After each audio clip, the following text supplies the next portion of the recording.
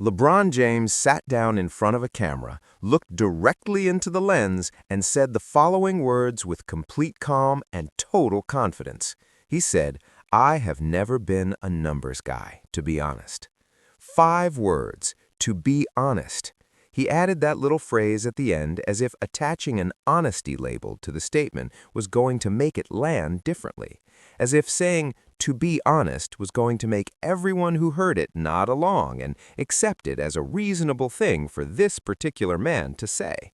And the moment that quote hit the internet, the moment it spread across every sports platform and every social media feed and every television screen, the reaction was immediate. People stopped what they were doing. They replayed it. They shared it. They sent it to their friends. They posted it with laughing emojis. They quoted it back with the kind of disbelief that only comes when someone says something so clearly, so obviously, so spectacularly contradicted by the publicly available record that the only possible response is to sit back and wonder how they said it with a straight face.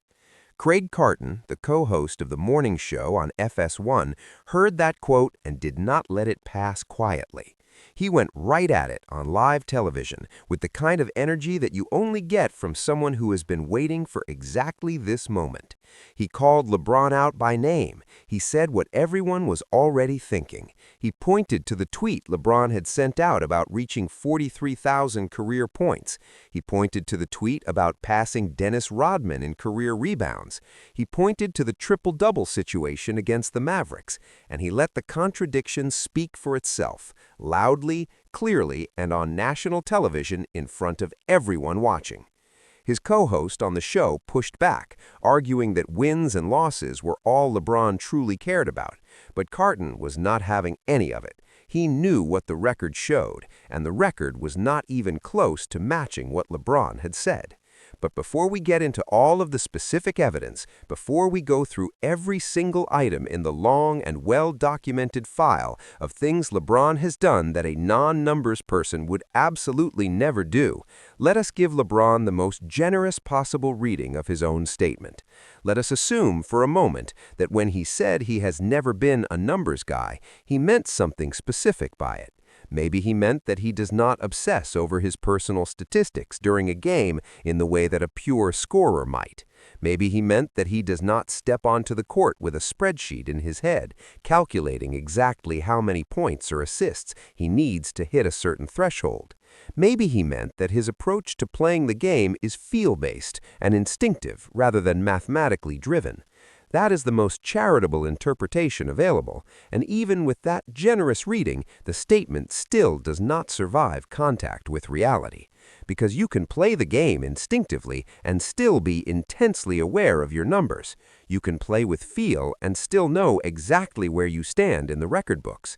You can be a natural basketball player and also be a man who tweets about career rebounds at 1 in the morning because someone sent you the stat and you needed the world to see it. Those things are not mutually exclusive, and for LeBron James, they are not even close to being in conflict. He has always been both, the instinctive player and the stat-conscious record chaser, and there is nothing wrong with that. What is wrong is standing in front of a camera and pretending otherwise. Let us start with the number 23.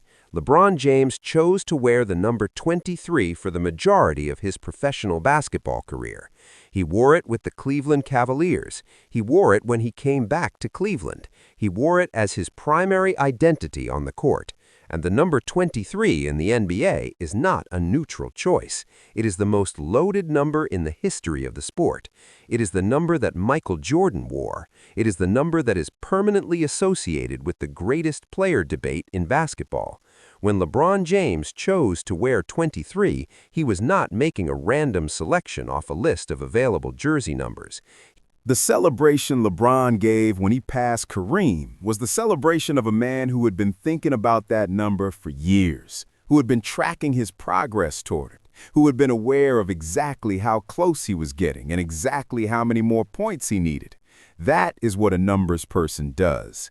That is the behavior of someone for whom the numerical record matters deeply and personally. Now, let us talk about the tweet. This is the one that Carton kept coming back to on the show because it is genuinely hard to argue against. LeBron James put out a tweet over a recent weekend in which he referenced reaching 43,000 career points. He included something to the effect of noting the milestone, sharing it with his followers, and acknowledging the achievement publicly. Now, the way this tweet came about, according to what was discussed on the show, was that someone sent the stat to LeBron. Someone in his mentions or in his direct messages flagged the milestone, and LeBron responded by posting it publicly. And that detail is actually the most revealing part of the whole thing, because what it tells you is that LeBron James has people in his orbit, possibly his own staff, possibly attentive fans, who are actively tracking his statistical milestones and alerting him when he reaches them. And when those alerts come in, he does not ignore them. He does not quietly acknowledge them and move on. He shares them with his tens of millions of followers on social media. That is the behavior of a man who is very much aware of his numbers, who values his numbers, who wants other people to know about his numbers. That is not the behavior of someone who has never been a numbers guy, to be honest. Then there is the Dennis Rodman situation. Around the same time, LeBron also put out a tweet about passing Dennis Rodman in career rebounds. Dennis Rodman is a Hall of Famer. He is widely regarded as the greatest rebounder in modern NBA history. He led the entire league in rebounding for 7 straight seasons, 7 in a row. His entire value as a professional basketball player, the reason he has a Hall of Fame ring on his finger and his jersey retired in Detroit, is built almost entirely on his dominance in that specific statistical category. Rebounds were Dennis Rodman's identity. And LeBron James, upon being informed that he had surpassed Dennis Rodman in career rebounds, did not file that information away privately. He tweeted it. He sent it out to the world. He made sure that everyone following him knew that he had now passed one of the most statistically dominant rebounders in the history of the sport in that particular category. Craig Carton's point on this was perfectly delivered. He said that fact shows a lot. 2 words, shows a lot. Because it does. It shows you exactly what kind of relationship LeBron James has with the numbers surrounding his career. It shows you that he is not indifferent to statistics. He is not too busy thinking about wins and losses to notice where he stands in the record books. He is actively engaged with his statistical legacy, celebrating it, sharing it, and making sure the basketball world is keeping up with every milestone as he passes it. Now, let us get to the one that truly ends the argument. The triple-double situation. This is the moment that comes up every time someone tries to make a serious case that LeBron does not care about personal statistics, and it is the moment that case collapses entirely. There is documented evidence, not a rumor, not a second-hand story, but actual documented evidence that LeBron James stayed in a game against the Dallas Mavericks for the specific purpose of securing a triple-double. He was on the court, he had the points and the assists, he was close on rebounds, and instead of coming out of the game when the outcome was no longer in doubt, he stayed. A man who very much cares about numbers looks at that situation and feels what LeBron clearly felt in that moment. Because the rebound was not just a rebound, it was a number that mattered, a number that LeBron was specifically on the court to collect. Carton brought all of this up on the show with the kind of barely contained laughter that you get when a story is so good that you almost cannot get through it. His co-host kept trying to redirect toward the idea that LeBron is primarily motivated by winning and team success. And look, that argument has merit. LeBron James is genuinely one of the most team-oriented superstars in the history of the sport. His passing, his court vision, his ability to make the players around him better, all of that is real and documented and admirable. But team orientation and statistical awareness are not opposites. You can be someone who genuinely cares about winning and also be someone who is deeply aware of where you stand in the historical record books. You can be both things at the same time. LeBron has always been both things at the same time, and that is fine. The only problem is when you sit down in front of a camera and say with complete confidence that you have never been a numbers guy, when the evidence of the exact opposite is visible, searchable, and available to anyone with an internet connection. Carton's colleague on the show made the point that Carton gave them. He said, "You have to give me this, even though he and Carton are completely opposed on LeBron overall. You have to acknowledge that LeBron James is very much aware of and about his stats and numbers." And he was right. Whatever your position is on LeBron James as a player, as a competitor, as a person, as a legacy, you cannot honestly look at the available evidence and conclude that he is indifferent to his statistics. The evidence simply does not support that conclusion. Let us also acknowledge the jersey number point one more time, because it genuinely is the funniest layer of this entire conversation. This is the same man who wore the number 23 on his jersey for the majority of his career as a direct and explicit reference to the numerical legacy of Michael Jordan, and now he is telling us he has never been a numbers guy. The number on the back of his jersey, the number he chose, the number he wore as his professional identity, is itself one of the most famous numbers in the history of sport. It is a number loaded with meaning, with comparison, with legacy, with the specific numerical conversation about who is the greatest player of all time. LeBron picked that number on purpose. He understood what it meant. He understood the statement it made about how he viewed himself in the historical context of the game. And then he went on camera. And a defense ranked 24th in the entire NBA. That defensive number matters enormously because it connects directly back to the numbers conversation. The starting three-man core of LeBron, Luka, and Austin Reeves was producing a minus 8.4 net rating per 100 possessions when they shared the floor together. That is a specific, documented, verifiable number. And the man who sits at the center of that number is the same man who told the camera that he has never been a numbers guy. The 24th ranked defense in the league is a number. The minus 8.4 net rating is a number. The 6th seed in the Western Conference is a number. These numbers do not care whether or not LeBron considers himself a numbers guy. They exist independently of his self-assessment, and they paint a very clear picture of where this team is. LeBron's own individual defensive rating this season has been the worst of his entire 23-year career. That is not an insult. That is what happens when a human body is 40 years old and has been running an NBA schedule since 2003. The physical toll of that is real and undeniable, and honestly, the story of LeBron's longevity at any functional level is remarkable on its own terms. But the defensive impact is what it is, and the numbers confirm it clearly. And then there is the Luka and J.J. Redick situation, which is its own entirely separate conversation that says everything about what is happening inside this Lakers organization right now. During a recent game in which Luka Doncic scored 40 points, his head coach J.J. Redick grabbed him by the arm on the sideline during a break in the action and told him that he needed to play defense. A coach telling his best player to play defense is not an unusual moment. That is part of the job. That is what coaches do. But Luka's response to that instruction was not a nod. It was not a quiet acknowledgement. Luka told his head coach out loud on the sideline with cameras rolling and microphones nearby to shut up.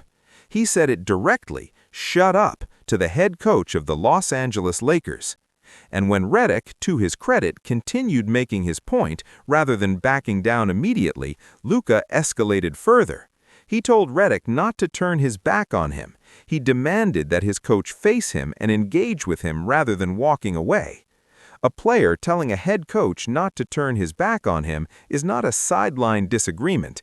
It is not two competitive people having a heated exchange in the moment. It is a player drawing a line with his coach in public, in front of cameras, in front of his teammates, in a way that reveals very clearly what the internal dynamics of that relationship actually look like beneath the professional surface. You do not get a moment like that unless something has been building for a while. You do not get a superstar telling his head coach to be quiet on national television unless there is a history of friction that has been accumulating in private and finally found its way out into the open.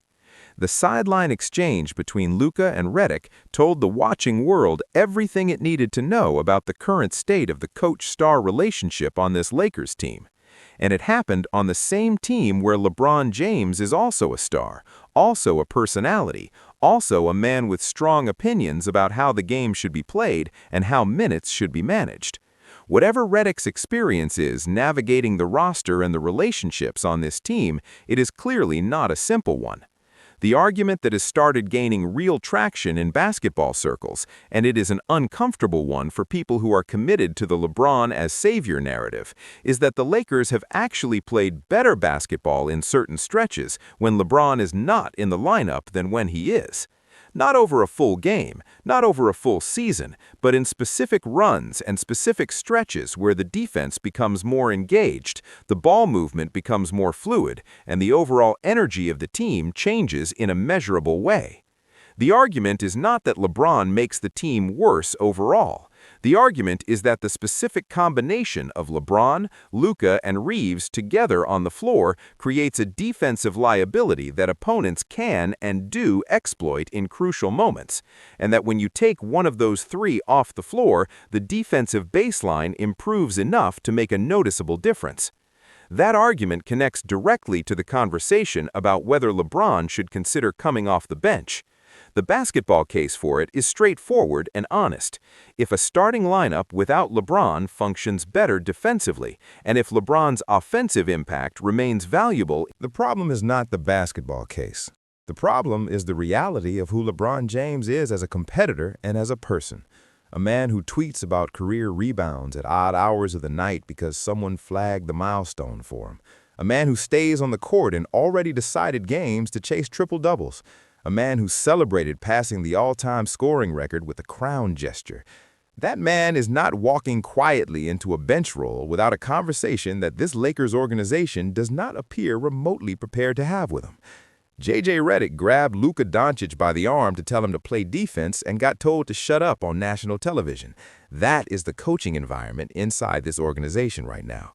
The idea that anyone is going to successfully sit down with LeBron James and explain why coming off the bench would benefit the team and have LeBron respond with graceful acceptance and team-first enthusiasm is not a realistic scenario. It is a piece of organizational fiction. So the Lakers will continue to be the 6th seed. They will beat depleted Warriors rosters by 24 points and generate contender narratives. They will struggle defensively against teams with real athletes and real systems. They will have sideline moments between coaches and players that reveal the cracks running through the foundation.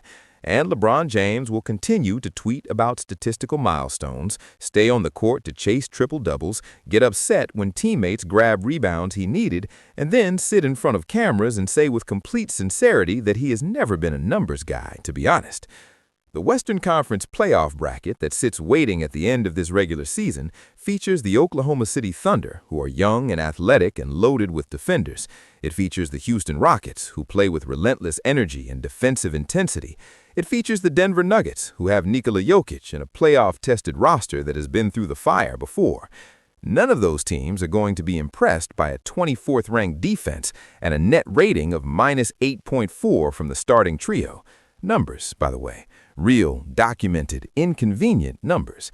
And through all of this, through all of the wins over undermanned opponents and all of the sideline confrontations and all of the statistical tweets and all of the triple-double chases, Craig Carton has been sitting on live television pointing at the record and doing what honest commentary is supposed to do. He called it out. He named it plainly. He played the clip back and let LeBron's own words do the work. And then he pointed to tweet after tweet, moment after moment, situation after situation, and said what the evidence demands you say.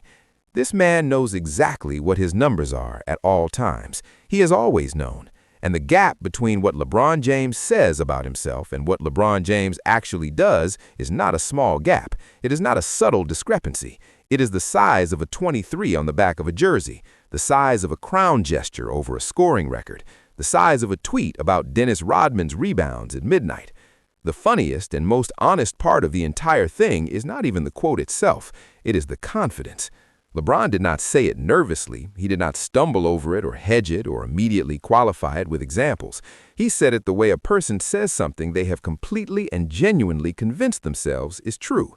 which means that somewhere in the extraordinary process of becoming the most statistically documented basketball player in the history of the sport, in a career that has been narrated almost entirely through numbers from the day he was on the cover of Sports Illustrated as a teenager in Ohio, LeBron James arrived at a place where he believes the numbers are simply things that happen to him, rather than things he actively pursues, tracks, celebrates, and shares with the world. And honestly, that might be the most impressive thing about him. Not the scoring record, not the triple-doubles, not the career rebounds. The fact that he can do all of it and still look into a camera and say he has never been a numbers guy and mean it completely. That takes a special kind of confidence. The kind that only comes from spending 2 decades being told that everything you say is right. The kind that makes you forget that the internet has a search function. The kind that makes you tweet about passing a Hall of Famer in rebounds and then explain to a reporter that you have never really cared about stats. LeBron James has never been a numbers guy. The number he chose for his jersey, the records he has broken, the milestones he has tweeted, the triple-doubles he has chased, the rebounds he has contested from his own teammates, and the 24th-ranked defense on the team he currently leads